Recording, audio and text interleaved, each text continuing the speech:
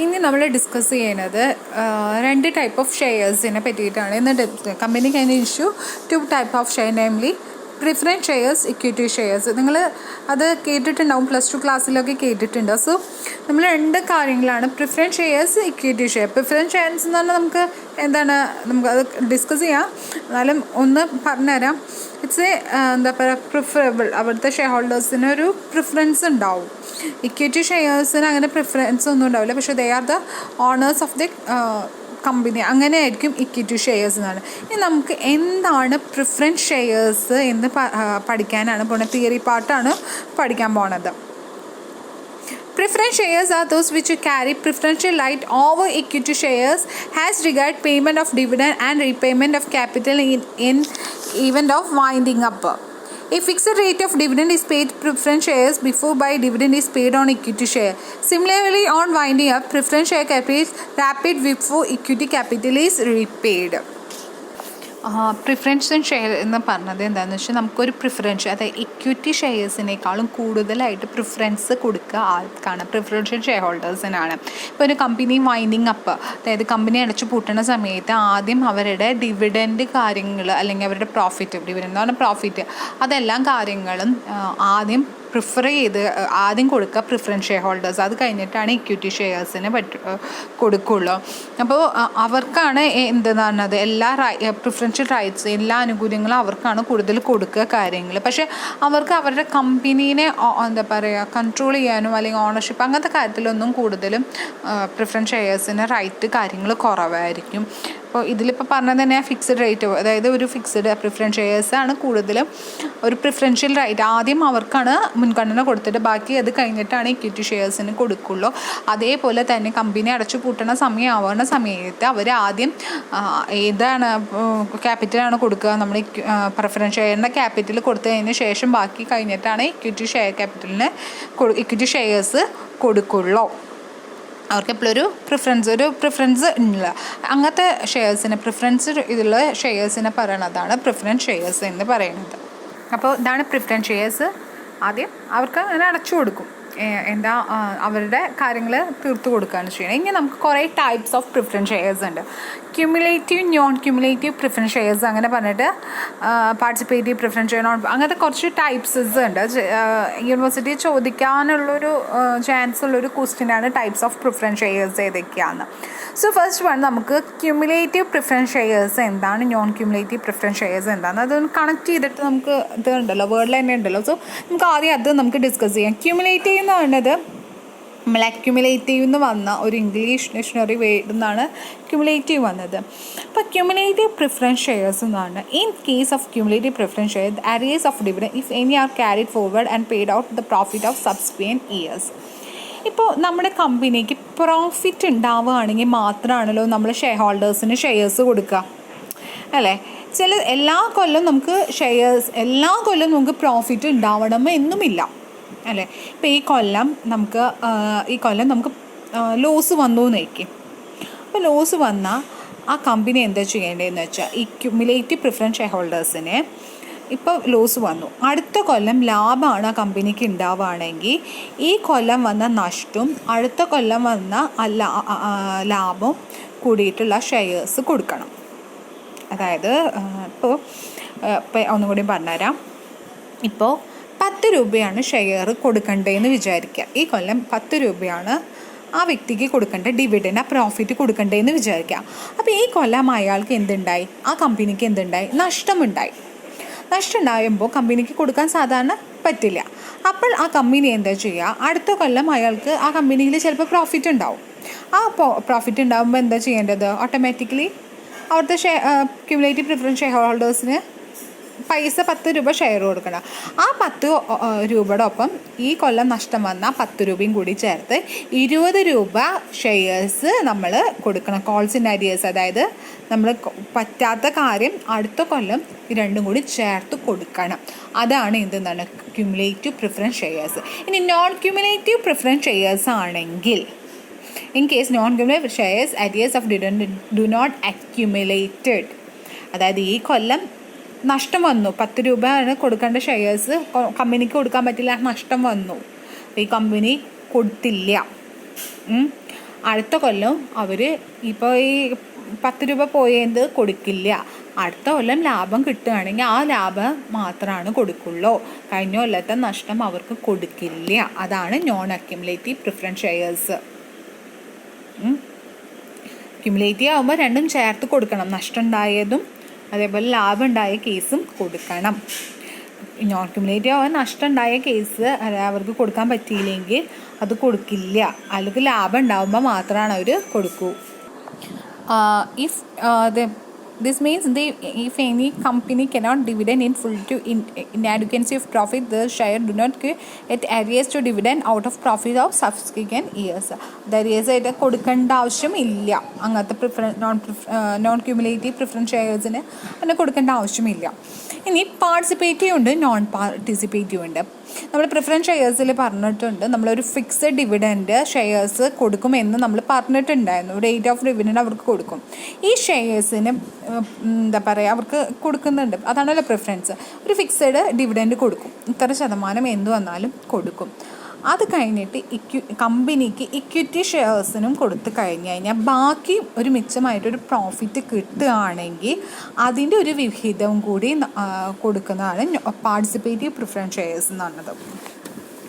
അപ്പോൾ ഇക്വിറ്റി ഷെയർസും അടച്ചു കഴിഞ്ഞു, പ്രിഫറൻസ് ഷെയർസിനും കൊടുത്തു കഴിഞ്ഞിട്ടും കമ്പനിക്ക് ലാഭം കയ്യിലുണ്ടെങ്കിൽ അവർക്ക് കുറച്ച് എന്താ പറയുക പൈസ അവർക്കും എന്താ പറയുക കുറച്ച് ഒരു ഇച്ചിരി റേറ്റ് ആർക്ക് കൊടുക്കും? പാർട്ടിസിപ്പേറ്റീവ് പ്രിഫറൻസ് ഷെയർ ഹോൾഡേഴ്സിന് കൊടുക്കും. എന്നാൽ നോൺ പാർട്ടിസിപ്പേറ്റീവ് എന്ന് പറഞ്ഞാൽ അങ്ങനെ അഡീഷണൽ ആയിട്ടൊന്നും കൊടുക്കില്ല. അവർക്ക് എത്രയാണ് ഫിക്സഡ് പറഞ്ഞാൽ അത് മാത്രം അവർക്ക് കൊടുക്കുന്നതാണ് നോൺ പാർട്ടിസിപ്പേറ്റീവ് എന്ന് പറഞ്ഞത്. മനസ്സിലായില്ലേ? പാർട്ടിസിപ്പേറ്റീവ് എന്ന് പറയുമ്പോൾ പ്രിഫറൻസ് ഷെയർസിന് കൊടുത്തിട്ടും ഇക്വിറ്റി ഷെയർ ഹോൾഡേഴ്സിനും കൊടുത്തിട്ടും കമ്പനിയുടെ ബാക്കി അവരുടെ മിച്ചം വരുന്നു, കുറച്ചും കൂടി എമൗണ്ട് ഉണ്ട്. In addition to fixed rate of dividend, these shares have right to participate in surplus profit left after paying reasonable rate of dividend on equity shares. അവർക്ക് കൊടുത്തിട്ടും ഇക്വിറ്റി ഷെയർസിനും കൊടുത്ത് കഴിഞ്ഞിട്ട് അവരുടെ ഒരു ഇത് വരണ പ്രോഫിറ്റ് ഉണ്ടാകുമ്പോൾ ഈ ആർക്ക് കൊടുക്കും? പാർട്ടിസിപ്പേറ്റീവ് പ്രിഫറൻസ് ഷെയർ ഹോൾഡേഴ്സിന് അവർ പ്രോഫിറ്റ് കൊടുക്കും. നോൺ പാർട്ടിസിപ്പേറ്റീവ് ആണെങ്കിൽ അവർക്ക് does not get share in surplus profit. ഒരു അഡീഷണൽ പ്രോഫിറ്റ് അല്ലെങ്കിൽ സർപ്ലസ് പ്രോഫിറ്റ് ഒന്നും ആർക്കും കൊടുക്കില്ല. നോൺ പാർട്ടിസിപ്പേറ്റീവ് പ്രിഫറൻസ് ഷെയർ ഹോൾഡേഴ്സിന് കൊടുക്കില്ല. അവർക്ക് എപ്പോഴും എന്താണ് ആ ഡിവിഡൻഡ് മാത്രമാണ് കൊടുക്കുള്ളൂ. അതാണ് നോൺ പാർട്ടിസിപ്പേറ്റീവ് എന്ന് പറഞ്ഞാൽ. അടുത്ത റെഡീമബിൾ പ്രിഫറൻസ് ഷെയർസ് ഒക്കെ കേട്ടിട്ട് ഇന്ത്യയിൽ ഇപ്പോൾ കമ്പനീസ് ആക്ട് പ്രകാരം റെഡീമബിൾ പ്രിഫറൻസ് ഷെയർസ് ആണ് ഉള്ളത്. അതായത് those shares which can be redeemable subject to fulfilment certain condition laid by section 55 of companies act 50 പ്രകാരം redeemable preference shares to companies act പ്രകാരം അതിനാണ് പ്രിഫറൻസ് ഉള്ളത്. Any company limited shares should authorize the article issue preference liable redeem to period not exceeding. അതായത് നമുക്ക് എന്താ പറയുക 20 വർഷത്തിനുള്ളിൽ അപ്പോൾ കമ്പനി ഷെയർസ് കൊടുക്കുകയാണ് അല്ലെങ്കിൽ ഒരു വ്യക്തി കൊടുക്കുകയാണെങ്കിൽ അത് അവർക്ക് തിരിച്ചു കൊടുക്കാം. എപ്പോൾ വേണമെങ്കിലും അവർക്ക് തിരിച്ചു കൊടുക്കാം. 20 വർഷത്തിനുള്ളിൽ എപ്പോൾ വേണമെങ്കിലും കൊടുക്കാം എന്നുള്ള ഒരു ഇത് വന്നിട്ടുള്ളതാണ് redeemable preference shares. Converted preference shares എന്ന് പറയുന്നത് ഈ ഇക്വിറ്റി ഷെയർസിലേക്ക് എപ്പോൾ വേണമെങ്കിലും നമുക്ക് ഈ ഷെയർസ് പ്രിഫറൻസ് ഷെയർസ് കൺവേർട്ട് ചെയ്യാൻ എളുപ്പമുണ്ട്. ക്യുമുലേറ്റീവ് കൺവേർട്ടബിൾ പ്രിഫറൻസ് ഷെയർ എന്ന് പറഞ്ഞാൽ ഇതും ഇക്വിറ്റി ഷെയർസിലേക്ക് ഒരു 3 വർഷം അല്ലെങ്കിൽ 4 വർഷത്തെ ക്യുമുലേറ്റീവ് കൺവേർട്ടബിൾ അതായത് CCP ഷെയർസ് അതും നമുക്ക് കൺവേർട്ട് ചെയ്യാം. 3-4 വർഷത്തിനുള്ളിൽ എപ്പോൾ വേണമെങ്കിലും നമുക്കത് കൺവേർട്ട് ചെയ്യാം. This share entitle receive arrears of dividend even after conversion. എന്തെങ്കിലും അരിയേഴ്സ് കൊടുക്കാൻ അത് കാര്യങ്ങളുണ്ടെങ്കിലും നമുക്കത് കൺവേർട്ട് ചെയ്യാൻ പറ്റും. അതാണ് എന്തെന്നാണ് ക്യുമുലേറ്റീവ് കൺവേർട്ടബിൾ പ്രിഫറൻസ് ഷെയർസ് എന്ന് ഉദ്ദേശിക്കുന്നത്. ഇതൊക്കെയാണ് നമ്മുടെ ടൈപ്സ് ഓഫ് പ്രിഫറൻസ് ഷെയർസ് എന്ന് പറയുന്നത്.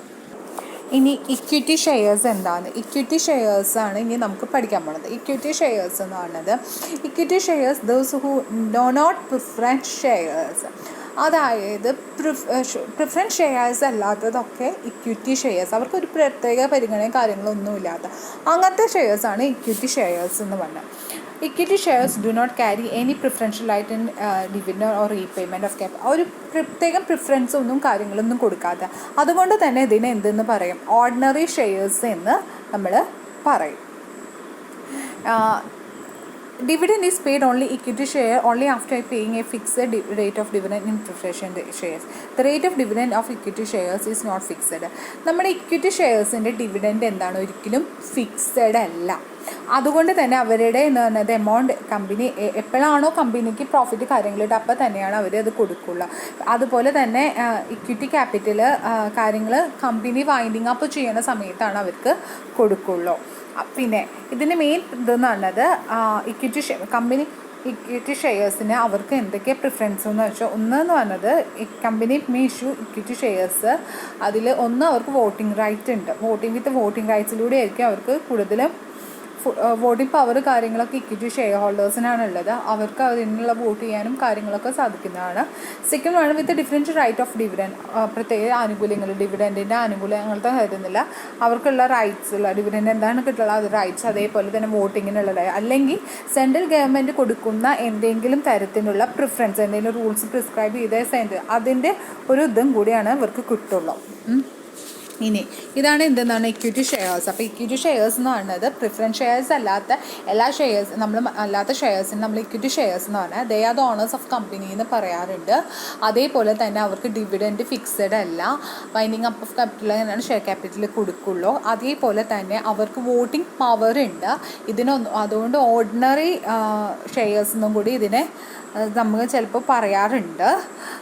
കാരണം അവർ എന്താ പറയുക, ഡിവിഡൻറ്റോ ഇക്വിറ്റി അവരൊരിക്കലും പ്രിഫറൻഷ്യൽ റൈറ്റ്സ് ഒന്നും ക്യാരി ചെയ്യാത്തതുകൊണ്ട് അതിനെ ഓർഡിനറി ഷെയർസ് എന്നും കൂടി പറയാറുണ്ട്. ഇനി ഇവർ തമ്മിലുള്ള വ്യത്യാസം എന്താണെന്ന് വെച്ചാൽ ഇക്വിറ്റി ഷെയർസും പ്രിഫറൻസ് ഷെയർസും നമുക്കറിയാം. ഫസ്റ്റ് ഡിഫറൻസ് എന്തായിരിക്കും, അവരായിരിക്കും ഓണർഷിപ്പ് ഓഫ് സെക്യൂരിറ്റി. അവർക്കായിരിക്കും എന്തെന്നാണ് ഓണർഷിപ്പ്, അവരായിരിക്കും ഓണേഴ്സ് ഓഫ് ദി കമ്പനി നമ്മൾ പറഞ്ഞിട്ടുണ്ട്. പ്രിഫറൻസ് ഷെയർസ് എന്ന് പറഞ്ഞാൽ ഹൈബ്രിഡ് സെക്യൂരിറ്റി ആണ്. ദാറ്റ് മീൻസ് ചിലപ്പോൾ ഓണേഴ്സ് ആവാം, ചിലപ്പോൾ ഓണേഴ്സ് ആവില്ല. ഹൈബ്രിഡ് ആയിരിക്കും. May or may not be, ചിലപ്പോൾ പറ്റും ചിലപ്പോൾ പറ്റില്ലാത്ത സാഹചര്യം. Dividend rate is not fixed. Equity ഷെയർസിൻ്റെ ഡിവിഡൻഡ് റേറ്റ് എന്ന് പറയുന്നത് ഒരിക്കലും ഫിക്സഡ് അല്ല. എന്നാൽ പ്രിഫറൻസ് ഷെയർ നമ്മൾ പറഞ്ഞു, എന്നാൽ പ്രിഫറൻസ് ഷെയർസിൻ്റെ ഡിവിഡൻഡ് എന്ന് പറഞ്ഞാൽ എന്താണ്, ഫിക്സഡ് ആണ്. ഡിവിഡൻഡ് ഒക്കെ ലാസ്റ്റ് നമ്മൾ പറഞ്ഞു, പ്രിഫറൻസ് ഷെയർസൊക്കെ കഴിഞ്ഞിട്ടാണ് ഇക്വിറ്റി ഷെയർസ് നമ്മൾ കൊടുക്കാറുള്ളൂ. അതുകൊണ്ട് അതിനെ ഡിവിഡൻഡ് ലാസ്റ്റാണ് പേ ചെയ്യുക. Dividend is paid before paying equity dividend. Equity കൊടുക്കുന്നേക്കാൾ മുമ്പ് പ്രിഫറൻസ് ആണ് ആദ്യം സെറ്റിൽ ചെയ്യുക. Capital is repaid only even in of winding up of സമയത്ത് മാത്രമാണ് ക്യാപിറ്റൽ ഷെയർസ് അവർ അല്ലെങ്കിൽ ക്യാപിറ്റൽ തിരിച്ചടച്ചിട്ട് ഷെയർസ് മേടിക്കുള്ളൂ. എന്നാൽ അവിടെ 20 വർഷത്തിനുള്ളിൽ തന്നെ ചെയ്യാമെന്ന് നമ്മൾ പറഞ്ഞിട്ടുണ്ട്. അത് റിഡീം ചെയ്യുമെന്ന് നമ്മൾ പറഞ്ഞിട്ടുണ്ട്. ഇതിന് വോട്ടിംഗ് റൈറ്റ്സ് ഉണ്ട്, ഇതിന് തന്നെ വോട്ടിംഗ് റൈറ്റ്സ് ഇല്ല. ഇക്വിറ്റിയുടെ നോമിനൽ വാല്യൂ ഇസ് ലോവർ. അതായത് ഇപ്പോൾ നോമിനൽ വാല്യൂ എന്ന് പറഞ്ഞാൽ ഷെയർസിൻ്റെ വാല്യൂ എന്ന് പറഞ്ഞാൽ ചിലപ്പോൾ 1000-നോ അല്ലെങ്കിൽ 500-നോ 100-നോ ഒക്കെ കിട്ടാൻ ചാൻസ് ഉണ്ട്. അത് നോമിനൽ വാല്യൂ കമ്പാരിറ്റീവ്ലി വളരെ ലോ ആണ്. എക്സാമ്പിളായിട്ട് പറഞ്ഞിട്ടുള്ളൂ. എന്നാൽ പ്രിഫറൻസ് ഷെയർസിൻ്റെ നോമിനൽ വാല്യൂ എന്ന് പറഞ്ഞാൽ വളരെയധികം വലുതാണ്. Expense issues are lower. Equity ഷെയർസിന് ഇപ്പോൾ കമ്പനിക്ക് കൊടുക്കേണ്ട എക്സ്പെൻസസ് എന്ന് പറയുന്നത് വളരെയധികം തുച്ഛമായിരിക്കും. നേരെ മറിച്ച് പ്രിഫറൻസ് ഷെയർസിന് എക്സ്പെൻസസ് എന്ന് പറഞ്ഞാൽ വളരെയധികം ഹൈ ആയിരിക്കും. ഇതാണ് ഇക്വിറ്റി ഷെയർസും പ്രിഫറൻസ് ഷെയർസും തമ്മിലുള്ള വ്യത്യാസം. ഇനി സ്പെക്ട് ഇക്വിറ്റി ഷെയർസിനെ പറ്റിയിട്ടാണ് ഇനി ഡിസ്കസ് ചെയ്യാൻ പോണത്. Sweat equity shares are equity share issued by company to employees or discount for consider other than cash of providing know how or making available rights to nature of intelligent property or value of addition. അതായത് sweat equity shares എന്ന് പറഞ്ഞത് അതൊരു preference കൊടുക്കുകയാണ്. അവിടുത്തെ ഒന്നെങ്കിൽ ആ കമ്പനിയിലത്തെ ഒന്നെങ്കിൽ അവിടുത്തെ എംപ്ലോയീസിനോ അല്ലെങ്കിൽ അവിടുത്തെ ബോർഡ് ഓഫ് ഡയറക്ടേഴ്സിനോ എന്താ പറയുക ഡിസ്കൗണ്ടോ കൺസിഡറേഷൻ, ഷെയർസിലൊരു ഡിസ്കൗണ്ടോ അല്ലെങ്കിൽ ഒരു കൺസിഡറേഷനോ കാര്യങ്ങൾ കൊടുക്കുന്നതിനാണ് എന്തെന്ന് സ്പെക്ട് ഇക്വിറ്റി എന്ന് പറഞ്ഞത്. ഇപ്പോൾ അവർക്ക് ഡിസ്കൗണ്ട് റേറ്റ് മറ്റുള്ളവർക്ക് കൊടുക്കുന്നതിനേക്കാൾ പൈസ കുറഞ്ഞത്. കാരണം അവരൊരു ആ കമ്പനിക്ക് വേണ്ടിയിട്ട് എന്തെങ്കിലും ഒരു ഇൻ്റലിജൻറ്റ് പ്രോപ്പർട്ടി, അതായത് എന്തെങ്കിലും ബുദ്ധിപരമായിട്ട് കാര്യങ്ങൾ ചെയ്യേ അല്ലെങ്കിൽ എന്തെങ്കിലും കമ്പനിക്ക് ലാഭം ഉണ്ടാക്കുമ്പോൾ കമ്പനി അവർക്ക് കൊടുക്കുന്ന ഒരു റിവാർഡ് പോലത്തെ ഒരു സംഭവമാണ് എന്തെന്നാണ് സ്പെക്ട് ഇക്വിറ്റി ഷെയർസ് എന്ന് പറയുന്നത്. അതുപോലെ ഒരു വാല്യൂ കൊടുക്കുക, ഒരു കൺസിഡറേഷൻ അവർക്ക് കൊടുക്കുക, എന്തെങ്കിലും ഇപ്പോൾ ഒരു പ്രിഫറൻസ് അവർക്ക് കൊടുക്കില്ലേ, അവർക്കൊരു എന്താ പറയുക ഒരു കൺസിഡറേഷൻ കൊടുക്കുക, അവർ ചെയ്യണേന് ഒരു കൊടുക്കുക, വാല്യൂ കൊടുക്കുക. അപ്പോൾ അറിയില്ല നമ്മുടെ സ്ഥാപനത്തിൽ നമുക്കാകുമ്പോൾ ഒരു 5 രൂപ കുറഞ്ഞ് കിട്ടുക എന്ന് പറഞ്ഞ പോലെ കമ്പനിയിൽ ഷെയർസ് അങ്ങനെ ചെയ്യുന്നത്. അക്കോർഡിംഗ് ടു സെബി ആക്ട് പ്രകാരം സ്വെറ്റ് ഇക്വിറ്റി ഷെയർസ് എന്ന് പറഞ്ഞാൽ do not sold within 1 year from date of allotment. SEBI സ്വെറ്റിൻ്റെ ലോക്ക് ചെയ്യണ പീരീഡാണ് ഒരു കൊല്ലത്തേക്ക് അവർക്ക് ഷെയർസ് വിൽക്കാനോ വാങ്ങാനോ സ്വെറ്റ് ഇക്വിറ്റി മറ്റുള്ളവർക്ക് കൊടുക്കാനോ അങ്ങനത്തെ കാര്യങ്ങളൊന്നും പാടില്ല. സ്വെറ്റ് ഇക്വിറ്റീസ് ഒരു കൊല്ലത്തിനുള്ളിൽ വിൽക്കാൻ പാടില്ല. ഒരു കൊല്ലം കഴിഞ്ഞിട്ടാണ് ഇത് വിൽക്കാൻ. അതൊരു ലോക്കിംഗ് പീരീഡാണ്. അടുത്ത കമ്പനി മറ്റുള്ളവർക്ക് ഷെയർസ് വേണമെങ്കിൽ വിൽക്കാം, പക്ഷേ അത് ഒരു കൊല്ലം കഴിഞ്ഞിട്ടേ ചെയ്യാൻ പാടുള്ളൂ. അതാണ് സ്വെറ്റ് ഇക്വിറ്റി ഷെയർസിൽ പറയണത്. ഇതിനെ section 54 of companies act 2013 provide company can issue equity shares of class of shares already issued the following conditions R satisfied. ഇങ്ങനത്തെ കുറച്ച് ഫോളോയിങ് കണ്ടീഷൻസ് സാറ്റിസ്ഫൈ ചെയ്യുന്ന കുറച്ച് കാര്യങ്ങൾ നമ്മളെ സ്വെറ്റ് ഇക്വിറ്റി ഷെയർസിൽ നോക്കണം. The issue should be authorized by a special resolution in general meeting. അതായത് നമ്മൾ general meeting കണ്ടില്ല, സ്പെഷ്യൽ റെസൊല്യൂഷൻ. അതായത് ഇപ്പോൾ റെസൊല്യൂഷൻ എന്ന് പറഞ്ഞാൽ 75% ഒക്കെ കൊടുക്കാൻ പാടുള്ളൂ എന്നോ അല്ലെങ്കിൽ 70 അങ്ങനെ ഒരു സ്പെഷ്യൽ റെസൊല്യൂഷൻസ് കാര്യങ്ങളുണ്ടാവില്ലേ, അത് ആനുവൽ ജനറൽ മീറ്റിങ്ങിൽ എന്താ പറയുക ഉണ്ടാവണം. അല്ലെങ്കിൽ 75% വോട്ടിങ് അല്ലെങ്കിൽ ഡയറക്ടേഴ്സ് സമ്മതിക്കുന്നത്. അതായത് ജനറൽ മീറ്റിംഗ് എന്ന് പറഞ്ഞാൽ മെയിൻ മീറ്റിംഗ് കൊല്ലത്തിലെ എല്ലാ മെമ്പേഴ്സും കൂടി കൂടുന്ന മീറ്റിംഗാണ്. പിന്നെ ആ റെസൊല്യൂഷനിൽ general should be specify number, എത്ര ഷെയർസ്, ഇപ്പോഴത്തെ കറണ്ട് മാർക്കറ്റ് പ്രൈസ്, കൺസിഡറേഷൻസ് ഉണ്ടെങ്കിൽ, അല്ലെങ്കിൽ ക്ലാസ്സസ് ഓഫ് ഡയറക്ടേഴ്സ് അല്ലെങ്കിൽ employees equity shares are be issued, ഈ കാര്യങ്ങളൊക്കെ അതിൽ വേണം. അതേപോലെ a period of 1 year should be elapsed since the date on which company became the entirely commenced business. ഒരു company തുടങ്ങിയിട്ട് ഒരു വർഷമെങ്കിലും കഴിയാണ്ട് സ്വെറ്റ് ഇക്വിറ്റി ആർക്കും കൊടുക്കാറില്ല. ഒരു കൊല്ലെങ്കിലും വേണം. The sweat shares whose equity share listed in recognised stock exchange are issued according with regulation issued by SEBI in this behalf. നമ്മുടെ ഈ കമ്പനീസ് ആയിട്ട് അല്ലെങ്കിൽ സെക്ഷൻ പ്രകാരം പറയുന്ന പോലെ തന്നെ നമ്മൾ ഏതെങ്കിലും ബോംബെ സ്റ്റോക്ക് എക്സ്ചേഞ്ചോ അല്ലെങ്കിൽ നാഷണൽ അങ്ങനത്തേലൊക്കെ ഉണ്ടാവുന്ന സെബി റൂൾ പ്രകാരം തന്നെ ഇതിൽ ചെയ്യണം. അപ്പോൾ ഇതൊക്കെയാണ് എന്തെന്നാണ് സ്പെഷ്യൽ സൊല്യൂഷൻസ്, സ്പെഷ്യൽ ആക്ട് പ്രകാരം നമ്മൾ എന്തൊക്കെയാണ് അത് സെക്യൂരിറ്റി കമ്പനി ഇഷ്യൂ ചെയ്യാനുള്ള എന്തൊക്കെ വ്യവസ്ഥകൾ ഇതാ പറഞ്ഞേക്കണത്. അടുത്തത് എംപ്ലോയി സ്റ്റോക്ക് ഓപ്ഷൻ സ്കീം എന്ന് പറഞ്ഞാൽ ESOS. Under ESOS, company offer equity share to the employees. ഇവർ ഇക്വിറ്റി ഷെയർസ് എംപ്ലോയീസിന് ഇവർ ഷെയർ കൊടുക്കും. അതായത് it is A scheme under which company gives option right and not obligation to who all time directors offers them to purchase or subscribe. സെബിയുടെ guidelines മനസ്സിലായല്ലോ. എന്താ വെച്ചാൽ employees under share holders special resolution ഓർത്തോയ്ക്ക് 75% അത് general മീറ്റിങ്ങിൽ. പിന്നെ permanent എംപ്ലോയീസിനായിരിക്കും, അത് ഇന്ത്യയിലായാലും out side എല്ലാവർക്കും കൊടുക്കും. പിന്നെ അവരുടെ which determine interest of employees, അതായത് അവർക്ക് എന്താ പറയുക അവരുടെ ഇൻട്രസ്റ്റ് എംപ്ലോയീസിന് എന്താ പറയുക അവർക്ക് താല്പര്യം, അവരെ ഇതൊന്നും നിർബന്ധിച്ചിട്ടില്ല, അവർക്ക് താല്പര്യമാണെങ്കിൽ ചെയ്യും. പിന്നെ ഓപ്പൺ ഗ്യാരൻ ഷാൾ നോട്ട് ട്രാൻസ്ഫർ ചെയ്യുന്നത്, അത് ഒരിക്കലും മറ്റൊരാൾക്ക് ഈ കാര്യം ട്രാൻസ്ഫർ ചെയ്യാൻ പാടുള്ളതല്ല. ഒരു വർഷത്തിലേക്ക് നമ്മൾ ലോക്ക് പീരീഡ് എന്നൊക്കെ പറഞ്ഞിട്ടുണ്ട്. ഇനി ഒബ്ജക്റ്റീവ്സ്, ഇതിൻ്റെ ഒബ്ജക്റ്റീവ്സ് എന്തൊക്കെയാണെന്ന് വെച്ചാൽ to develop the feeling of participation among employees. ഇങ്ങനെ നമുക്ക് ഒക്കെ തരികയാണെങ്കിൽ എന്തുണ്ടാവും, ഓട്ടോമാറ്റിക്കലി അവിടുത്തെ എംപ്ലോയീസിൽ അവരുടെ ജോലിയിലേക്ക് ഏർപ്പെടും. അവരെ ഒന്ന് അതിൽ കൂടി ഉൾക്കൊള്ളുക എന്ന് പറയുമ്പോൾ അവർക്കൊരു ഇതായിരിക്കും. To attract and motivate effective and skilled employees of company. നമുക്ക് ഇങ്ങനത്തെ ഓരോ ഓഫേഴ്സ് തരികയാണെങ്കിൽ നമ്മൾ ഓട്ടോമാറ്റിക്കലി എന്താണ് നന്നായിട്ട് ജോലി ചെയ്യാനും പുതിയ ട്രെയിനിങ് അല്ലെങ്കിൽ പുതിയ കാര്യങ്ങൾ അവിടെ എന്താ പറയുക അട്രാക്റ്റ് ചെയ്തിട്ട് അവിടുത്തെ എംപ്ലോയീസിനെ കമ്പനിയിൽ കൂടുതൽ അവർ ചെയ്യും. പിന്നെ to encourage serve the company, അവർ കമ്പനിക്ക് വേണ്ടി കുറേ സർവീസസ് പല സർവീസസ് അവർ ചെയ്യുന്ന പ്രവർത്തികൾ കുറേ ചെയ്യും. To provide long term resource to എംപ്ലോയീസിന് കുറേ കാലം അവിടെ നിൽക്കാനുള്ളൊരു ഇതുണ്ടാവും. പിന്നെ പ്രൊവൈഡ് എക്കണോമിക് ബെനിഫിറ്റ്സ്, ഷെയർസ് പുറത്തത്തെ ഷെയർസ് മാർക്കറ്റ് ഷെയറിനേക്കാൾ കുറവുള്ളതുകൊണ്ട് അവർക്കതൊരു ബെനിഫിറ്റ് ആയിട്ടാണ് വരുന്നത്. ഇതൊക്കെയാണ് അതിൻ്റെ ഒബ്ജക്റ്റീവ്സ് എന്ന് പറയുന്നത്. സ്റ്റോക്കിനെ പറ്റിയിട്ട് ഇനി പറയുമ്പോൾ stock represent portion of capital of company just like shares പോലെ തന്നെയാണ് എന്താണ് സ്റ്റോക്ക് എന്ന് പറയുന്നത്. സ്റ്റോക്ക് എക്സ്ചേഞ്ച് സ്റ്റോക്കില്ലേ, it is consideration of fully paid shares. ഇപ്പോൾ നമ്മുടെ ഒരു ഷെയറിൻ്റെ വാല്യൂ എന്ന് പറഞ്ഞാൽ 100 രൂപയാണെങ്കിൽ ആ 100 രൂപ ഒരുമിച്ച് നമ്മൾ അടക്കില്ല, 40, 20 അങ്ങനെയല്ലേ. അപ്പം അങ്ങനെ ഫുള്ളി പേ ചെയ്തിട്ട് 100 ആകുമ്പോൾ അതാണ് എന്തെന്ന് പറയുന്നത് സ്റ്റോക്കായിട്ട് മാറണം. ഫുള്ളി പെയ്ഡപ്പ് ഷെയർസ് അല്ലാണ്ട് ഇങ്ങനെ ഫേസ് വാല്യൂ ആയിട്ട് 40-20 അങ്ങനത്തെ പോലെ അതൊരിക്കലും സ്റ്റോക്കായിട്ട് കൺസിഡർ ചെയ്യാം. എന്നിട്ട് അത് ഒരുമിച്ച് കൂട്ടിയിട്ട് അത് നമ്മൾ സ്റ്റോക്ക് എക്സ്ചേഞ്ചിലും കണ്ട് വിൽക്കും. അപ്പോൾ അങ്ങനെയാണ് എന്തെന്ന് പറഞ്ഞാൽ സ്റ്റോക്ക് വരണത്. അക്കോർഡിംഗ് ടു ലോട്ട് ഹാഡ് പറയുന്നത് stock is a set of shares put together into a bundle എന്ന് പറഞ്ഞത് എന്താണ്, ഒരു സെറ്റ് ഓഫ് ഷെയർസാണ്, കുറേ ഒരു ഷെയർസാണ്, അതൊരു ബണ്ടിലേക്ക് ഇടുകയാണ്. ഒന്നായിട്ടല്ല, ഒരു കുറച്ച് വാല്യൂ കൂടുമ്പോൾ അത് ഒരുമിച്ച് വിൽക്കണതാണ് എന്തെന്ന് പറഞ്ഞത് സ്റ്റോക്കായിട്ട് കൺസിഡർ ചെയ്യുന്നത്. Stock has no definite value. Shares പോലെ വാല്യൂ ഇല്ല സ്റ്റോക്കിനെ സംബന്ധിച്ചോളം. അതേപോലെ ഓരോത്തിനും ഓരോ വാല്യൂ ആയിട്ടാണ് കൺസിഡർ ചെയ്യുന്നത്. It can be any value, ഏത് വാല്യൂ ആയിട്ട് കൺസിഡറേഷൻ ചെയ്യും, അതിൻ്റെ വാല്യൂ കൺസിഡർ ചെയ്യും. അപ്പോൾ അതാണ് സ്റ്റോക്ക് എന്ന് ഉദ്ദേശിക്കുന്നത്. അപ്പോൾ സ്റ്റോക്ക് എന്ന് പറഞ്ഞപ്പോൾ ഒന്നുകൂടി മനസ്സിലായില്ലേ? ഇപ്പോൾ സ്റ്റോക്ക് എന്ന് പറയുമ്പോൾ നമ്മൾ 100 രൂപയുടെ ഷെയർ ഘട്ടം ഘട്ടമായിട്ടാണ്, അതായത് ഫേസ് വാല്യൂസ് 10, 20 അങ്ങനെയാണ് അത് ഫുള്ള് പേ ചെയ്തിട്ട് ഒരുമിച്ച് അത് ഇതാക്കുമ്പോൾ അതാണ് എന്തെന്ന് പറഞ്ഞാൽ സ്റ്റോക്കായിട്ട്, അത് സ്റ്റോക്ക് ഇതിൽ വിൽക്കുക എന്നിട്ട് മറ്റുള്ളത് വാങ്ങുക ചെയ്യണം. അപ്പോൾ ഇതൊക്കെയാണ് സ്റ്റോക്ക് എന്ന് പറഞ്ഞത്. അതായത് portion of capital of company just like shares is A consultation of fully paid shares.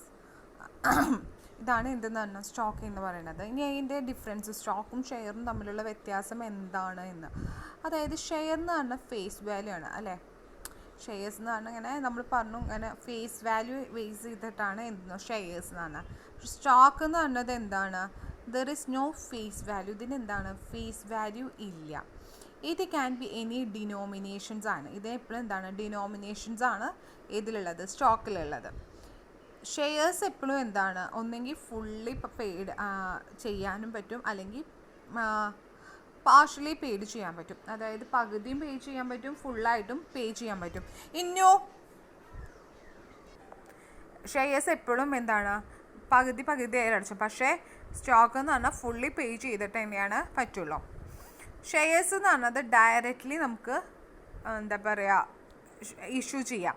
പക്ഷേ സ്റ്റോക്ക് എന്ന് പറഞ്ഞാൽ എന്താ, ഡയറക്റ്റായിട്ട് നമുക്ക് അങ്ങനെ ഇഷ്യൂ ചെയ്യാൻ പറ്റില്ല. ത്രൂ സ്റ്റോക്ക് എക്സ്ചേഞ്ച് വഴിയൊക്കെയാണ് ഷെയർസ് ഇഷ്യൂ ചെയ്യാൻ പറ്റുള്ളൂ. പിന്നെ ഇത് ഡിസ്റ്റൻ്റ് നമ്പറാണ് എന്ന് പറഞ്ഞാൽ പ്രത്യേകിച്ച് നമ്പേഴ്സ് ഉണ്ടാവും, മറ്റേ അങ്ങനത്തെ നമ്പേഴ്സ് കാര്യങ്ങളൊന്നും ഉണ്ടാവില്ല. പിന്നെ ഇത് ഒരിക്കലും ഷെയർസ് ഒന്നെങ്കിൽ ട്രാൻസ്ഫർ ചെയ്യാൻ ഫ്രാക്ഷൻ അതായത് പകുതി ആയിട്ടൊന്നും നമുക്ക് ഫ്രാക്ഷൻ രീതിയിൽ, അതായത് പകുതിയായിട്ട് ട്രാൻസ്ഫർ ചെയ്യാൻ പറ്റില്ല. പക്ഷേ സ്റ്റോക്ക് അങ്ങനെ ട്രാൻസ്ഫർ ഫ്രാക്ഷൻ രീതിയിൽ മിനിമം വാല്യൂ വെച്ചിട്ട് നമുക്ക് ട്രാൻസ്ഫർ ചെയ്യാൻ പറ്റും. പിന്നെ കമ്പനി ആയിരിക്കും എപ്പോഴും, ഏത് കമ്പനി ആയാലും ഷെയർസ് ഇഷ്യൂ ചെയ്യും. ഇത് പബ്ലിക് കമ്പനി, അതായത് ലിമിറ്റഡ് കമ്പനീസ് എന്ന് പറഞ്ഞാൽ പബ്ലിക് കമ്പനീസ് ആയിരിക്കും ഇതിൽ മെയിനിൽ സ്റ്റോക്സ് കൊടുക്കുന്നുണ്ടാവുള്ളൂ. പിന്നെ എപ്പോഴും ഷെയർസ് എന്ന് പറഞ്ഞാൽ രജിസ്റ്റേർഡ് ആണ്. ഇത് ചിലപ്പോൾ സ്റ്റോക്ക് എന്ന് പറഞ്ഞാൽ ചിലപ്പോൾ രജിസ്റ്റേർഡ് ആവാം, ചിലപ്പോൾ അൺരജിസ്റ്റേർഡ് ആവാം. ഇനി നമ്മൾ ഇഷ്യൂ ഓഫ് ഷെയർസിനെ പറ്റിയിട്ടാണ് ഡിസ്കസ് ചെയ്യണത്. ഇഷ്യൂ ഓഫ് ഷെയർസ് എന്ന് പറയുന്നത് first step in commencing business. നമ്മൾ ചാപ്റ്റർ തന്നെയാണ് ഇഷ്യൂ ഓഫ് ഷെയർസ് എന്ന് പറയുന്നത്. നമ്മളൊരു ബിസിനസ് സ്റ്റാർട്ട് ചെയ്യാൻ എന്ത് വേണം, ക്യാപിറ്റൽ വേണം. അപ്പോൾ ക്യാപിറ്റൽ റേസ് ചെയ്യുക, അത് ക്യാപിറ്റൽ കൊണ്ടുവരിക ആരാ, ഒരു ബിസിനസ് നടത്താൻ ക്യാപിറ്റൽ ആരാ, ഓണേഴ്സ് ഓഫ് ദി കമ്പനി. ഇവിടെ കമ്പനിയുടെ ഓണേഴ്സ് എന്ന് പറഞ്ഞാൽ നമ്മുടെ ഷെയർ ഹോൾഡേഴ്സ്. കാരണം ഷെയർ വാങ്ങുന്നത് അവർ ക്യാപിറ്റൽ കാര്യങ്ങൾ ചെയ്യണത് കൊണ്ട് അവർ ഷെയർ ഹോൾഡേഴ്സിനെ ഓണേഴ്സ് ഓഫ് ദി കമ്പനി എന്ന് പറയും. അപ്പോൾ the first step in commencing business of company is rate capital by issue of shares. നമ്മൾ ബിസിനസ് സ്റ്റാർട്ട് ചെയ്യണ കമ്പനി എങ്ങനെയാണ് ക്യാപിറ്റൽ ഉണ്ടാക്കുന്നത്, ബൈ ഷെയർസ് ഇഷ്യൂ ചെയ്തിട്ട് through. The shares company are issued in 3 ways. 3 രീതിയിലാണ്. Private placement of shares, right issue of shares and public issue of shares. 3 രീതിയിലാണ് എങ്ങനെ നമ്മൾ issue of shares ചെയ്യണത്. അതിൽ private placement, right issue, public issue എന്ന് പറഞ്ഞാൽ രണ്ടായിട്ട്. Initial public offers for sale. അപ്പോൾ ഇഷ്യൂ ഓഫ് ഷെയർസ് എന്ന് പറഞ്ഞത് നമ്മുടെ ക്യാപിറ്റൽ റേസ് ചെയ്യാൻ, കമ്പനിയുടെ ബിസിനസ് കാര്യങ്ങൾ നടത്താൻ വേണ്ടി ക്യാപിറ്റൽ എന്ന് പറഞ്ഞാൽ അതിൻ്റെ മൂലധനം, പൈസ അത് റേസ് ചെയ്യുക. അതെങ്ങനെ വർദ്ധിപ്പിക്കുന്നത്, ത്രൂ ഷെയർസ് ഇഷ്യൂ ചെയ്തിട്ടാണ്. ആർക്ക്, നമ്മുടെ ഷെയർ ഹോൾഡേഴ്സാണ് നമ്മുടെ കമ്പനിയുടെ ഓണേഴ്സ്. അവരാണ് ഷെയർസൊക്കെ മേടിക്കുക, അല്ലെങ്കിൽ അത് ഇങ്ങനത്തെ കാര്യങ്ങളൊക്കെ ചെയ്യണം അവർ. സോ അപ്പോൾ ഇത് 3 രീതിയിൽ. അപ്പോൾ നമ്മൾ ചോദിക്കുക issue of shares divided into 3 private issue ചെയ്യുന്ന 3 രീതിയിലാണ്, കമ്പനി 3 രീതിയിലാണ് ഷെയർസ് ഇഷ്യൂ ചെയ്യുന്നത്. Private placement, right issue, public issue. Initial public offers for sales. അടുത്ത പ്രൈവറ്റ് പ്ലേസ്മെൻറ്റ് ഓഫ് ഷെയർസ് എന്ന് പറഞ്ഞത്, അതായത് ഒരു പ്രൈവറ്റ് കമ്പനിക്ക് ഒരിക്കലും പ്രോസ്പെക്ട്സ് ഇഷ്യൂ ചെയ്യാൻ പറ്റില്ല. അതായത് പ്രോസ്പെക്ട്സ് എന്ന് പറഞ്ഞാൽ നമ്മുടെ കമ്പനിയെ പറ്റിയിട്ടുള്ള ബ്രൗച്ചേഴ്സ്, അഡ്വർടൈസ്മെൻറ്റ് എന്നൊക്കെ പറയില്ലേ. അപ്പോൾ കമ്പനിയുടെ വളർച്ച അല്ലെങ്കിൽ ആ കമ്പനിയിൽ ഇത്ര ഇഷ്യൂസ് കാര്യങ്ങളുണ്ട് എന്നുള്ള അതിനൊക്കെ പറ്റിയിട്ടുള്ളത്. അപ്പോൾ ആ കാര്യങ്ങൾ ഏതിൽ പബ്ലിക് കമ്പനീസിനാണ് അത് കൂടുതലും സാധിക്കുക. പ്രൈവറ്റ് കമ്പനീസിൽ അങ്ങനെ ബ്രൗച്ചേഴ്സ് ഒന്നുമില്ല. അത് പ്രൈവറ്റ് ആയിട്ട് തന്നെ ഇതിന് ഷെയർസ് കാര്യങ്ങൾ സെയിൽ ചെയ്യാൻ പറ്റുള്ളൂ. City usually raise its capital by private placement. Private പ്ലേസ്മെൻറ്റിലൂടെ തന്നെയാണ് എന്തെന്ന് പറഞ്ഞത് അവർക്ക് ക്യാപിറ്റൽ റേസ് ചെയ്യാൻ പറ്റുള്ളൂ. അവർക്കൊരു ബ്രൗച്ചേഴ്സ് ഒന്നും കാണിച്ചിട്ടൊന്നും അതിൽ ചെയ്യാൻ പറ്റില്ല. A public limited company can also raise the capital by placing shares privately and without inviting the public for subscription for its shares. Public കമ്പനീസിന് അവരുടെ ഷെയർസ് പ്രൈവറ്റ് ആയിട്ട് വിളിക്കാൻ പറ്റും. പക്ഷെ പ്രൈവറ്റ് കമ്പനീസിന് പ്രൈവറ്റ് രീതിയിൽ മാത്രമാണ്. പബ്ലിക് കമ്പനി ബ്രൗച്ചേഴ്സും ഇഷ്യൂ ചെയ്യാം, അതോടൊപ്പം തന്നെ പ്രൈവറ്റ് ആയിട്ട് നമുക്ക് ഷെയർസ് ഇഷ്യൂ ചെയ്യാം. Private placement issue of security company direct to one investor or small group of investor. Private placement അതായത് പ്രൈവറ്റ് ആയിട്ടുള്ള ഷെയർസ് ഇഷ്യൂ ചെയ്യുക ഒന്നെങ്കിൽ ഒരു വൺ ഇൻവെസ്റ്ററിനോ ഒരു വ്യക്തിക്കോ അല്ലെങ്കിൽ ഒരു ചെറിയ കുറച്ച് വ്യക്തികൾക്ക് മാത്രമാണ് അല്ലെങ്കിൽ കുറച്ച് ഇൻവെസ്റ്റേഴ്സിന് മാത്രമാണ് പ്രൈവറ്റ് ഇഷ്യൂസ് ഷെയർ ചെയ്യാൻ പറ്റുള്ളൂ. പിന്നെ generally the investor a financial institution or assisting companies or selected private persons or such friends and relative of promoter. ശരിക്കും പ്രൈവറ്റിൽ എന്ന് പറയുന്നത് സ്മോൾ ഫിനാൻഷ്യൽ ഇൻസ്റ്റിറ്റ്യൂഷൻസിനോ അല്ലെങ്കിൽ വേറെ നിലനിൽക്കുന്ന കമ്പനികൾക്കോ അല്ലെങ്കിൽ കുറച്ച് പ്രൈവറ്റ് പേഴ്സൺസിന് അതായത് ഫ്രണ്ട്സിനോ റിലേറ്റീവ്സിനായിരിക്കും കൂടുതലും എന്തെന്നാണത് private placement of shares issue ചെയ്യാറ്. കമ്പനി ലോ ചെയ്തേക്കണ privately placed issue to 1 subscription for 50 members. ഇതിൽ ഇൻ പ്രൈവറ്റ് പ്ലേസ്മെൻറ്റിൽ നോ പ്രോസ്പെക്ട്സ് ഇഷ്യൂ ചെയ്യില്ല. 50 മെമ്പേഴ്സിനൊക്കെയാണ് സബ്സ്ക്രിപ്ഷൻ ചെയ്യുള്ളൂ. അതാണ് പ്രൈവറ്റ് പ്ലേസ്മെൻറ്റ് ഓഫ് ഷെയർസ് പറയണുള്ളൂ. ഇനി അതിൻ്റെ 3 കണ്ടീഷൻസ് ഉണ്ട്. Private placement of share company has pass special resolution pass ചെയ്താൽ നമ്മൾ പറഞ്ഞില്ല 95% ആ സ്പെഷ്യൽ റെസൊല്യൂഷൻ പാസ് ചെയ്താൽ മാത്രമാണ് ഇത് ചെയ്യാൻ പറ്റുള്ളൂ, ഷെയർസ് ഇതാക്കാൻ പറ്റില്ല.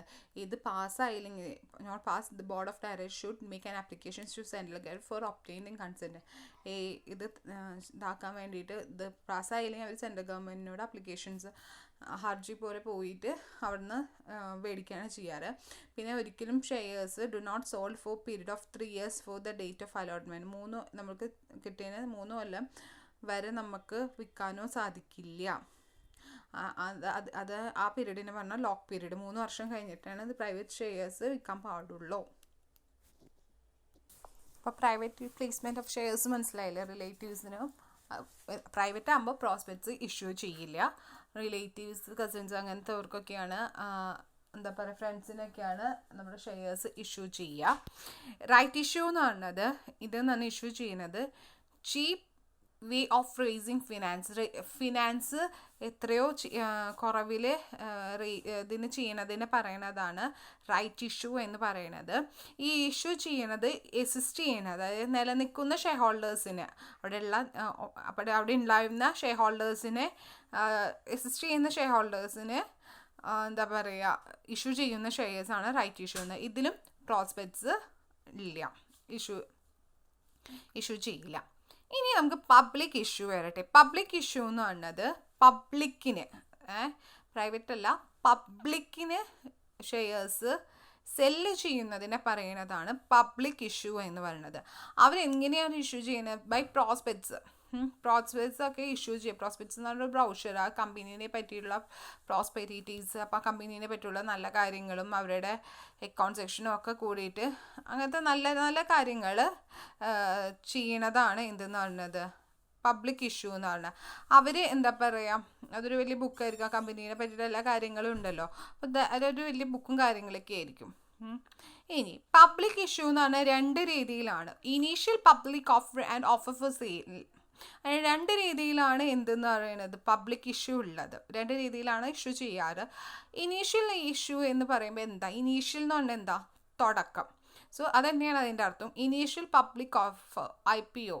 This method of raising security in which companies sell shares or stock in general public for the first time. പബ്ലിക്കിന് ഫസ്റ്റ് ആയിട്ട് സെക്യൂരിറ്റി സെയിൽ ചെയ്യുന്നതിനെ പറയുന്നതാണ് initial public offer. Then next one is offer for sale. That means offer sharing directly to public by company itself. It offers through intermediates. പബ്ലിക്കിന് direct അല്ലാണ്ട് ഒരു intermediary വെച്ചിട്ട്, ഒരു ഇടനിലക്കാരനെ വെച്ചിട്ട് ഷെയർസ് കൊടുക്കുന്നതിന് പറയുന്നതാണ് ഓഫർ ഫോർ സെയിൽ. അതിൽ ഇടനിലക്കാരൻ എന്ന് പറയുന്നത് ആരൊക്കെ ആയിരിക്കും? സജസ് ഇഷ്യൂ ഓഫ് ഹൗസ്, അല്ലെങ്കിൽ മെർച്ചൻറ്റ് ബാങ്ക്സോ, അല്ലെങ്കിൽ ഇൻവെസ്റ്റ്മെൻറ്റ് ബാങ്ക്സോ, അല്ലെങ്കിൽ ഫേംസ്, അല്ലെങ്കിൽ സ്റ്റോക്ക് ബ്രോക്കേഴ്സ്. അങ്ങനെ അവർ ഇടനിലക്കാരെ വെച്ചിട്ട് അവർ സ്റ്റോക്ക് വിൽക്കുന്നതിനെ പറയുന്നതാണ് ഓഫർ ഫോർ സെയിൽ. IPO എന്ന് പറഞ്ഞാൽ ആദ്യം സെക്യൂരിറ്റീസ് കൊടുക്കുക, അതിന് IPO എന്നും. ഓഫേഴ്സ് ഫോർ സെയിൽസ് എന്ന് പറഞ്ഞാൽ പബ്ലിക്കിന് അവരുടെ ഷെയർസ് ഒരു ഇൻ്റർമീഡിയറ്റ്സ് വെച്ചിട്ട് സെല്ല് ചെയ്യുന്നതിന് പറയുന്നത് ഓഫർ ഫോർ സെയിൽ. ഇതാണ് എന്തെന്നാണ് ഇഷ്യൂ ഓഫ് ഷെയർസ് നമ്മുടെ കമ്പനി ഇഷ്യൂ ചെയ്യുന്ന രീതി എന്ന് പറഞ്ഞാൽ പ്രൈവറ്റും പബ്ലിക്കും. പബ്ലിക്കിൽ ഇനീഷ്യലും ഉണ്ട്, പബ്ലിക് ഓഫറും ഉണ്ട്, ഓഫർ ഫോർ സെയിൽസ്.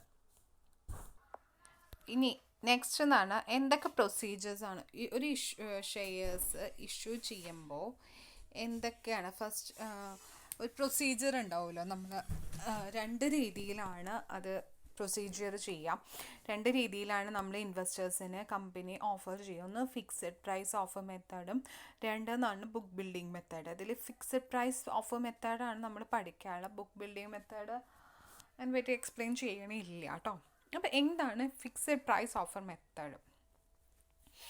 എന്താണ് fixed price offer method? In case company fixes the issue price and advertise the number of shares be issued. എന്താണ് in case company fixes the issue price? ഒരു കമ്പനിയാണ് നമ്മുടെ ഷെയറിൻ്റെ പ്രൈസ് ഇഷ്യൂ ചെയ്യുക. നമ്മുടെ share മേടിക്കാൻ വേണ്ടിയിട്ട് price issue ചെയ്യും. 1 ലക്ഷം 2 ലക്ഷം 1 കോടി അതൊക്കെ ഇഷ്യൂ ചെയ്യും. എന്നിട്ട് അത് അഡ്വർടൈസ്മെൻറ്റ് ചെയ്യും. നമ്പേഴ്സ് എത്രയാണ് ഞങ്ങൾ ഇഷ്യൂ ചെയ്യാന്നുള്ള കാര്യങ്ങൾ അവർ അഡ്വർടൈസ്മെൻറ്റ് ചെയ്യും. ഇപ്പോൾ പ്രൈസ് കൂടുതലാണെങ്കിൽ, പ്രൈസ് ഹൈ ആണ്, investors will apply fewer number of shares. അപ്പോൾ ഇൻവെസ്റ്റേഴ്സ് കുറച്ച് ഷെയർസ് മാത്രമാണ് അവർ പൈസ കൂടുമ്പോൾ അത് എടുക്കാൻ പറ്റില്ല. അല്ല, ഇനി പ്രൈസ് കുറവാണ്, എൻ്റെ പ്രൈസിലാണെങ്കിൽ ഇൻവെസ്റ്റേഴ്സ് കുറേ അപ്ലൈ ചെയ്യും ഷെയർസിന്. അപ്പോൾ അതുകൊണ്ട് ഇവർക്ക് എന്തുണ്ടാവുക? ഹ്യൂജ് ഓവർ സബ്സ്ക്രിപ്ഷൻ ഉണ്ടാവും. അപ്പോൾ എന്തൊക്കെയാണ് നമ്മുടെ സ്റ്റെപ്പുകൾ നോക്കുക. മനസ്സിലായ? ഫിക്സഡ് പ്രൈസ് ഓഫർ എന്ന് പറഞ്ഞാൽ നമ്മളൊരു പ്രൈസ് ഓഫർ ചെയ്യും. അപ്പോൾ ഓഫർ ചെയ്താലല്ലേ ആൾക്കാർക്ക് മേടിക്കാൻ പറ്റൂ. അപ്പം നമ്മളൊരു പ്രൈസ് ഫിക്സ് ചെയ്യുമ്പോൾ പബ്ലിക് അത് എങ്ങനെ ത്രൂ അഡ്വർടൈസ്മെൻറ്റിലൂടെ ആയിരിക്കും. നമ്മൾ പറഞ്ഞല്ലോ, പ്രോസ്പെക്ട്സ് ഒക്കെ എഴുതിയിട്ടാണല്ലോ പബ്ലിക് കമ്പനി ചെയ്യുക. അപ്പോൾ എന്താ ചെയ്യുക? നമ്മൾ അത് ചെയ്യണ സമയത്ത്, അഡ്വർടൈസ്മെൻറ്റ് ചെയ്യുന്ന സമയത്ത് നമ്മൾ ഇത്ര നമ്പർ ഓഫ് ഷെയർസ്, അത് കൂടുതലാണെങ്കിൽ കുറച്ച് ആൾക്കാർ ആ ഷെയർസ് മേടിക്കാൻ റെഡി ആയിട്ടുള്ളൂ. പൈസ കുറവാണെങ്കിൽ ആൾക്കാർ മേടിക്കുകയും ചെയ്യും. നമുക്ക് ആദ്യത്തെ method selection of merchant bank. അതിൻ്റെ സ്റ്റെപ്പുകളാണ് പറഞ്ഞത്. അതായത് ഒരു ഇൻ്റർമീഡിയറ്റിനെ തിരഞ്ഞെടുക്കും. മെർച്ചൻറ്റ് ബാങ്കറിനായിരിക്കും അവർ തിരഞ്ഞെടുക്കുന്നത്. is ensure concern with giving financial service to business. It includes advising and arranging shares issue, and company should select a merchant bank to manage the issues. First ഒരു merchant ബാങ്കിനെ അവർ കമ്പനിയായിട്ടുള്ള അറിയണ ഒരു മെർച്ചൻറ്റ് ബാങ്കിനെ select ചെയ്ത് അവരായിരിക്കും ഈ കാര്യങ്ങൾ fix ചെയ്യുക. അത് കഴിഞ്ഞ് ഇഷ്യൂ ഓഫ് പ്രോസ്പെക്ട്സ് എന്ന് പറയുന്നത് അഡ്വർടൈസ്മെൻറ്റാണ് ഉദ്ദേശിക്കുന്നത്. Public company immediately after incorporation issue prospectus and advertise in newspaper inviting public to subscribe it shares.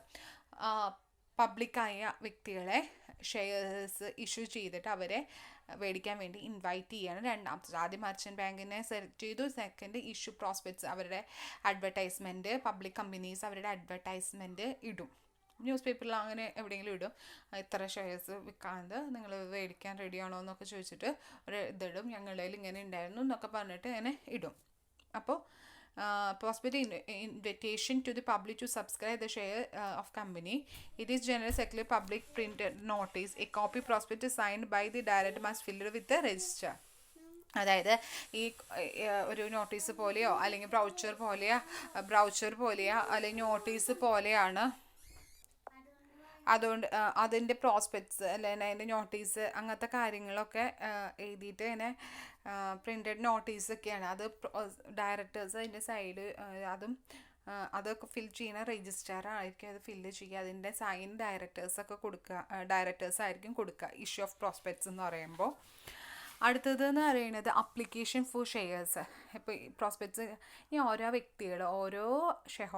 ഓരോ ആൾക്കാരും വ്യക്തികൾ എന്താണ് ആപ്ലിക്കേഷൻ ഇങ്ങനെ അയക്കാൻ തുടങ്ങും അല്ലേ.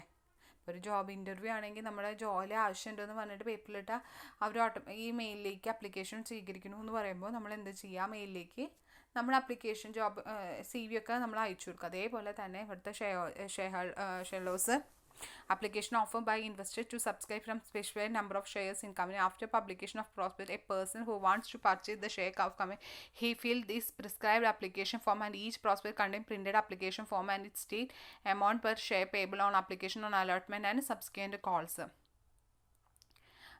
The application for send along the application money. According to SEBI guidelines, the application may not be less than 25% of issue price. However, according to company, the application money have not less than 5% nominal value of shares.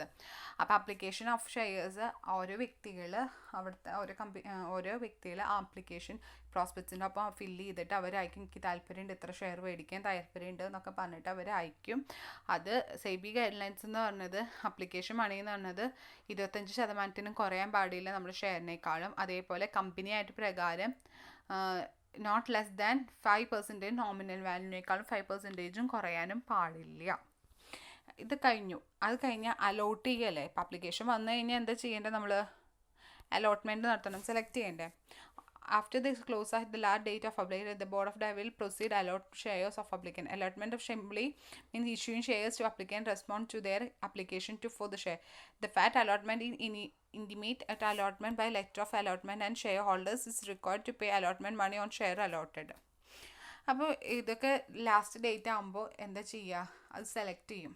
ഇപ്പോൾ application form select ചെയ്തിട്ട് അവർക്ക് allot ചെയ്യും. ഇത്ര ഷെയറിനാണ് നിങ്ങൾ select ചെയ്തതെന്ന് പറഞ്ഞാൽ അവർക്ക് അതിനടയ്ക്കാനുള്ള കാര്യങ്ങളൊക്കെ അലോട്ട് ചെയ്യാണ് ചെയ്യുക. ആ letter of allotment share holders ഇത്ര അടയ്ക്കാനുള്ള കാര്യങ്ങളെ പറ്റിയിട്ടൊക്കെ അവർ ചെയ്യുക. ഇതിൽ അലോട്ട്മെൻറ്റിൽ 2 രീതിയിലുണ്ട്. ഫേം അലോട്ട്മെൻറ്റ് ഉണ്ട്, പ്രിഫറൻഷ്യൽ അലോട്ട്മെൻറ്റ് ഉണ്ട്. ഫേം അലോട്ട്മെൻറ്റ് എന്ന് പറഞ്ഞാൽ അതായത് മീൻസ് ചിലപ്പോൾ പ്രൊമോട്ടേഴ്സ്, ഓണേഴ്സ്, ഷെയർ ഹോൾഡേഴ്സിന്, അല്ലെങ്കിൽ ഫിനാൻഷ്യൽ ഇൻസ്റ്റിറ്റ്യൂഷൻ, അല്ലെങ്കിൽ എംപ്ലോയീസ് ഓഫ് കമ്പനി, അല്ലെങ്കിൽ NRIസിനോ, അല്ലെങ്കിൽ specified number of share of total issue, അങ്ങനത്തെ അവർക്കൊക്കെ ആയിരിക്കും ഫേം അലോട്ട്മെൻറ്റ്. അങ്ങനെ അവർക്ക് ചിലപ്പോൾ സെലക്ട് ചെയ്തിട്ട് നമ്മൾ ഷെയർസ് കൊടുക്കുക. അതല്ലെങ്കിൽ പ്രിഫറൻഷ്യൽ അലോട്ട്മെൻറ്റ്. പ്രിഫറൻഷ്യൽ അലോട്ട്മെൻറ്റ് എന്ന് പറഞ്ഞത് നമ്മൾ പ്രീ ഡിറ്റർമൈൻ ചെയ്ത് മുൻകൂട്ടി തന്നെ തീരുമാനിച്ച വ്യക്തികൾ, അവർ ആപ്ലിക്കേഷൻ മുൻകൂട്ടി തന്നെ അയച്ചിട്ടുണ്ടാവും. മുൻകൂട്ടി പറഞ്ഞ ആൾക്കാർ അവരെ ആയിരിക്കും ചിലപ്പോൾ സെലക്ട് ചെയ്തിട്ട് ഷെയർസ് കൊടുക്കുക. അങ്ങനത്തെ രീതിയും ഉണ്ടാവും. പിന്നെ ഇതിങ്ങനെ അലോട്ട് ചെയ്ത് കഴിഞ്ഞാൽ ഇവർക്ക് എന്താ ചെയ്യുക, സർട്ടിഫിക്കറ്റും ഇഷ്യൂ ചെയ്യും.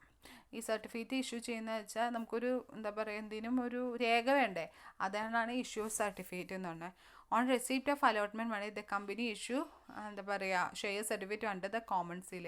ഇപ്പോൾ ഈ റെസിപ്റ്റ് അലോട്ട് ചെയ്തു, ഇവർ തന്ന പൈസ ആദ്യത്തെ ഗഡു കഴിക്കുന്ന സമയത്ത് ഇവരൊരു സർട്ടിഫിക്കറ്റ് ഇഷ്യൂ ചെയ്യും. Share certificate document that provide evidence to ownership of shares in limited company. അത് അവരുടെ ഷെയർസ് അവിടെ കൊടുത്തിട്ടുണ്ട് എന്നുള്ളൊരു തെളിവ്, അല്ലെങ്കിൽ അതിൻ്റെ ഒരു എവിഡൻസ് അവർക്കൊരു കൊടുക്കുകയാണ്, ഒരു എഗ്രിമെൻറ്റ് കൊടുക്കിയിട്ട് കണ്ട നെയിം ഓഫ് ഷെയർ ഹോൾഡർ. ഇതിൽ ഈ സർട്ടിഫിക്കറ്റിൽ ഷെയർ ഹോൾഡറിൻ്റെ പേര്, number and class of share on by share holder, serial number of shares, അതിൻ്റെ ഡയറക്ടർ ആൻഡ് കമ്പനി സെക്രട്ടറി അതിൻ്റെ ഇടയിൽ സൈൻ ചെയ്തിട്ടുണ്ടാവും. ഈ സ്റ്റെപ്പുകളാണ് എന്തെന്ന് പറഞ്ഞത് നമ്മുടെ ഫിക്സഡ് പ്രൈസ് ഓഫർ മെത്തേഡ്. ആദ്യം എന്താ ചെയ്യുക, നമ്മളൊരു ഇൻ്റർമീഡിയറ്റിനെ സെലക്ട് ചെയ്യും. ആ ഇൻ്റർമീഡിയറ്റ് എന്താ ചെയ്യുക, പ്രോസ്പെക്ട്സ് അതായത് അഡ്വർടൈസ്മെൻറ്റ് കൊടുക്കും. ആ അഡ്വർടൈസ്മെൻറ്റ് കണ്ടിട്ട് ആൾക്കാർ അതിലേക്ക് അപ്ലിക്കേഷൻ അയച്ചിട്ട് അതനുസരിച്ചിട്ട് നമ്മുടെ കമ്പനി ഓരോ വ്യക്തികളെ സെലക്ട് ചെയ്തിട്ട് ആ വ്യക്തികൾക്ക് അലോട്ട് ചെയ്ത് കൊടുക്കും.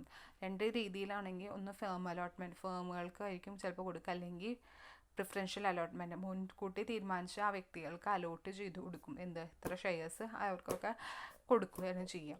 അത് കഴിഞ്ഞിട്ട് ഇവർ അടച്ച ആദ്യത്തെ അലോട്ട്മെൻറ്റ് കഴിഞ്ഞ ഉടനെ ചെയ്ത ഉടനെ അവർക്ക് എന്ത് കൊടുക്കും, സർട്ടിഫിക്കറ്റ് കൊടുക്കും. സർട്ടിഫിക്കറ്റ് കൊടുക്കാമെന്ന് വെച്ചാൽ ഇവരുടെ ഷെയർ ഹോൾഡേഴ്സ് ഇതാണ് പേര്, നിങ്ങൾ ഇത്ര രൂപ അടയ്ക്കണം, ഇന്ന രീതിയാണെന്നൊക്കെ പറഞ്ഞിട്ട് ഒരു സർട്ടിഫിക്കറ്റ് കൊടുക്കുക. അതൊരു എഗ്രിമെൻറ്റ് അങ്ങനെയൊക്കെ പറയില്ലേ, ഒരു എന്താ പറയുക, അവർക്ക് എന്തെങ്കിലും പ്രശ്നങ്ങൾ വന്നാൽ അത് കോടതിന് മുമ്പിൽ സബ്മിറ്റ് ചെയ്താൽ അത് വാലിഡാണ്. അപ്പോൾ അതാണ് എന്തെന്ന് പറഞ്ഞാൽ ഇഷ്യൂ ഓഫ് ഷെയർ സർട്ടിഫിക്കറ്റ് എന്ന് പറഞ്ഞാൽ. ഇതൊക്കെയാണ് സ്റ്റെപ്പുകൾ പറഞ്ഞത്. മിനിമം സബ്സ്ക്രിപ്ഷൻ എന്ന് പറഞ്ഞാൽ minimum amount of capital fixed by director to raised from members by way of subscription. അതായത് മിനിമം സബ്സ്ക്രിപ്ഷൻ എന്ന് പറഞ്ഞത് റേസ് ചെയ്യുക അവിടുത്തെ ഡയറക്ടേഴ്സ്, ഒരു കമ്പനിയുടെ ഡയറക്ടേഴ്സ് ആയിരിക്കും മിനിമം സബ്സ്ക്രിപ്ഷൻ എന്ന് പറയുന്നത്. അതായത് ഇപ്പോൾ നമ്മൾ പറയാം 100 ഇതുണ്ടെങ്കിൽ 60% എങ്കിലും വേണം എന്ന് പറഞ്ഞിട്ട് സബ്സ്ക്രിപ്ഷൻ പറയും ഡയറക്ടേഴ്സ്. ഇപ്പോൾ ഒരു എന്താ പറയുക, നമുക്ക് 1000 രൂപയുടെ ഷെയർ ആണെന്ന് വിചാരിക്കും. 1000 രൂപയുടെ ഷെയർ, ആ ഷെയറിൽ എന്താ പറയുക, ഒരു വ്യക്തി മേടിച്ചിരിക്കുന്നത് എന്താ പറയുക 100 ഷെയർസ് 500 ഷെയർസ് മേടിച്ചു എന്ന് വയ്ക്കുക. അപ്പോൾ എന്താണ് ചെയ്യുക, ഓട്ടോമാറ്റിക്കലി അത് റിജക്റ്റ് ചെയ്യും. നമ്മുടെ 60% ആയിട്ട് വന്നിട്ടില്ല. നേരെ മറിച്ച് ഒരു വ്യക്തി എന്താ പറയുക 100ൻ്റെ 7 ഷെയർസ് മേടിച്ചു. അപ്പോൾ 700 60 മേലെ പോയി, അതായത് 600 പോലെ പോയി. അപ്പോൾ 700 ഷെയർസ് കിട്ടി. അപ്പോൾ അത് നമ്മൾ ആക്സെപ്റ്റ് ചെയ്യും. അതായത് നമ്മൾ ഇത്ര മിനിമം വെച്ചിട്ടുണ്ടാവുമല്ലോ, ഒരു മിനിമം നമ്പർ വെച്ചിട്ടുണ്ടാവും, അതിൻ്റെ ചോട പോവുകയാണെങ്കിൽ അത് റിജക്റ്റ് ചെയ്യും. അതാണ് സബ്സ്ക്രിപ്ഷൻ. എന്താ പറയുക 60ന് മേലെങ്കിലും വേണം, മിനിമം 60എങ്കിലും ആയാൽ കുഴപ്പമില്ല. അതാണ് മിനിമം സബ്സ്ക്രിപ്ഷൻ എന്ന് പറഞ്ഞാൽ. മനസ്സിലായില്ലേ? അതായത് മിനിമെങ്കിലും അത് വേണം. ഇപ്പോൾ പറയില്ലേ എത്ര മാർക്ക് വേണം പാസ്സാവാൻ എന്ന് പറയില്ലേ, അതിൻ്റെ ചോടെ ഒരു മാർക്ക് പോയാൽ പോലും അത് തോറ്റു. അത് കറക്റ്റ് അതിലെത്തിയാൽ ജയിക്കുകയും ചെയ്യും. ഇപ്പോൾ 50 മാർക്കാണ് 100ൽ ജയിക്കാൻ വേണ്ടതെങ്കിൽ 49 എന്ന് പറഞ്ഞാൽ അത് തോറ്റു എന്നർത്ഥം. 50 തന്നെയാണെങ്കിൽ പാസ്സായി, 51 ആയാലും പാസ്സായി, 50ന് മേലെ കടന്നാലൊക്കെ പാസ്സായി. അതേപോലെ തന്നെ ഒരു എന്താ പറയുക ഡയറക്ടർ ഒരു ഇത്ര മിനിമം വെച്ചിട്ടുണ്ടാവും. ആ മിനിമത്തിൻ്റെ മേലെ താഴോട്ട് പോണത് കേസസ് ഡയറക്ടേഴ്സ് അത് റിജക്റ്റ് ചെയ്യും. അല്ലാത്തത് എന്താ പറയുക അവരെ ആക്സെപ്റ്റ് ചെയ്യും. If a company does not receive application money equal to amount of minimum subscription എൻ്റെ subscription should be refunded to the applicants. അപ്പോൾ അയാളത് എത്തിച്ചില്ലെങ്കിൽ അത് മൊത്തം എന്താണ് അയാൾക്ക് റീഫണ്ട് ചെയ്യും. ആ എമൗണ്ട് 15 ദിവസത്തിനുള്ളിൽ അയാൾക്കത് ഫുള്ള് എമൗണ്ട് കൊടുക്കുകയാണ് ചെയ്യുക. അതാണ് മിനിമം സബ്സ്ക്രിപ്ഷൻ എന്ന് പറയുന്നത്. ഇത്ര മിനിമം അത് എന്താ പറയുക, ഇത് ആർട്ടിക്കിൾ ഓഫ് അസോസിയേഷനിൽ സ്റ്റേറ്റ് ചെയ്തിട്ടുണ്ടാവും. ആ ബുക്കിൽ എഴുതി വെച്ചിട്ടുണ്ടാവും ഇത്രയാണ് മിനിമം സബ്സ്ക്രിപ്ഷൻ എന്ന് പറഞ്ഞത്. അത് അത്രയും വേണ്ടിവരും. കമ്പനീസ് ആക്ട് പ്രകാരം must collect minimum subscription 9% of issue of amount. അതാണ് പറഞ്ഞത്. 90% എങ്കിലും company subscription minimum subscription 2013 act പ്രകാരം നമ്മൾ ഇഷ്യൂ ചെയ്ത എമൗണ്ടിൻ്റെ 90% വേണം. അല്ലാത്ത കേസസ് അത് അവർ റിജക്റ്റ് ചെയ്യുക. അതാണ് മിനിമം സബ്സ്ക്രിപ്ഷൻ എമൗണ്ട് എന്ന് പറഞ്ഞത്. അപ്പോൾ ഇത്രയേ ഉള്ളൂ. അപ്പോൾ താങ്ക് യു.